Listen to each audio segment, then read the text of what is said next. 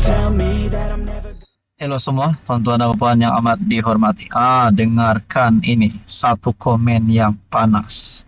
Selepas kekalahan PH, banyak betul isu yang timbul. Banyak betul pandangan, respon dan komen-komen yang timbul. Antaranya, Anwar digesa letak jawatan, kerajaan perpaduan tumbang. Sudah pasti serangan terhadap Anwar dan kerajaan lah. Tapi, semua itu tidak akan berlaku. Kerajaan akan tumbang tidak akan berlaku dalam masa yang terdekat ini.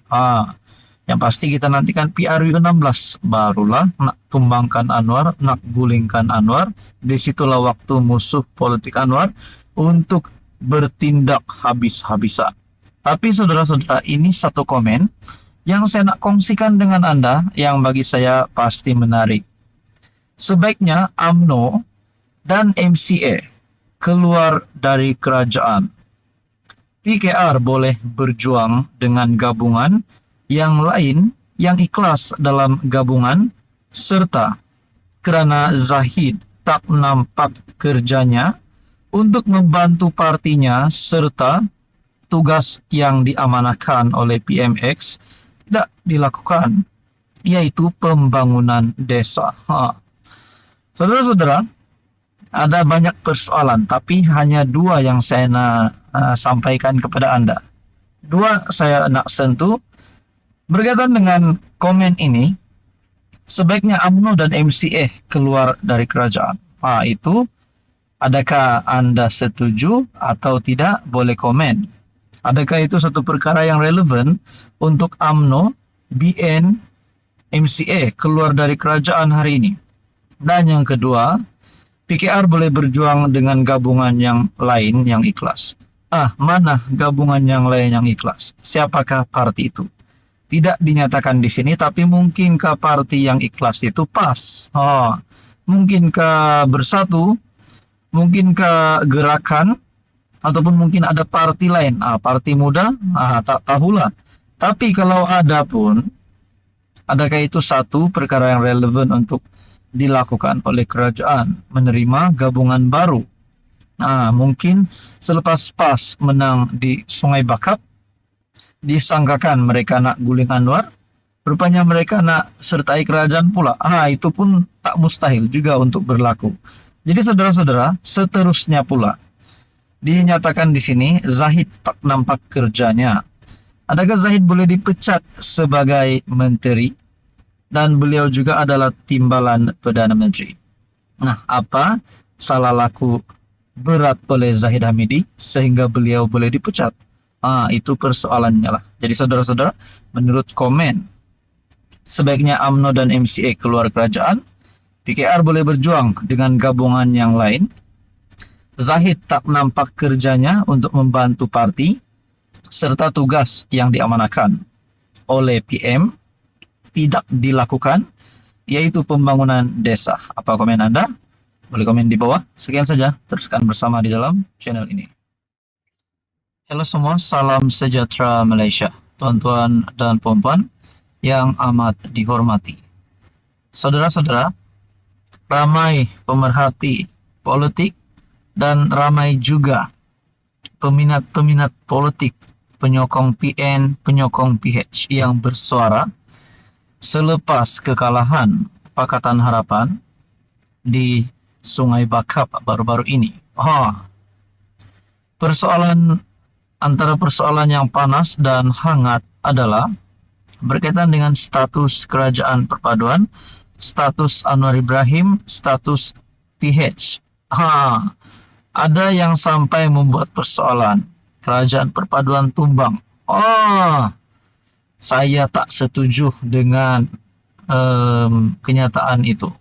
Kalau benar kerajaan tumbang disebabkan PRK Dun Sungai Bakap kekalahan PH, saya tak setuju. Saya ada membuatlah satu tinjauan di dalam channel ini. Anda lihat, dalam tinjauan ini saya menyediakan 3 undian ataupun 3 pilihan.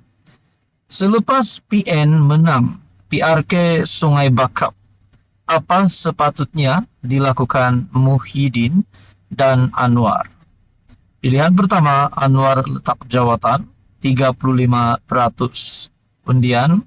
Pilihan kedua, Muhyiddin bergabung bersama Pakatan Harapan 28% undian. Dan undian ketiga, yang paling tinggi di antara tiga pilihan ini, UMNO keluar kerajaan sebanyak 38% undian.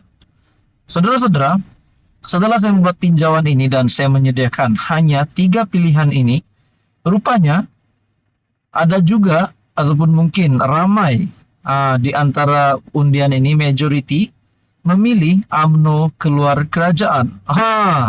Saudara-saudara yang amat dihormati, tuan-tuan dan puan-puan, adakah itu satu tindakan yang relevan UMNO ataupun Barisan Nasional untuk keluar daripada kerajaan hanya kerana kekalahan PH di Dun Sungai Bakap? Sedangkan sebelum ini pun kita tahu Dun Sungai Bakap ataupun kawasan Sungai Bakap, Dun Sungai Bakap itu dimenangi oleh PN. Dan pada akhirnya PRK diadakan semula atas kematian Dun Sungai Bakap yang dulu, dan sekali lagi PN berjaya untuk menawan semula Sungai Bakap. Walaupun kita dapat lihat tren pengundian ataupun kiraan undi, peratusan undi lebih tinggi berbanding peratusan undi yang dulu.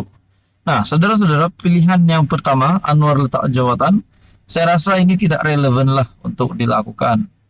Untuk tindakan ini, untuk Anwar PMX tiba-tiba letak jawatan, rasanya jauh sekali.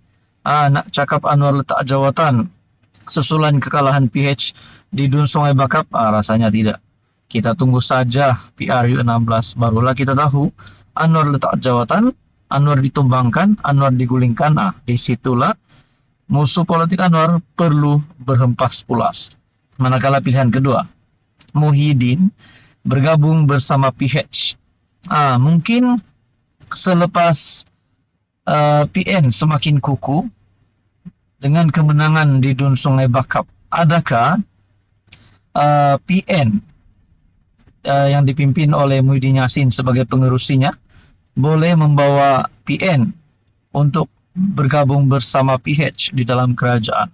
Jadi saudara-saudara, di dalam tiga pilihan undian ini Anda bebas untuk mengundi, untuk memilih. Jadi saudara-saudara, apa komen Anda? Ini hanya persoalan dan tinjauan daripada channel ini.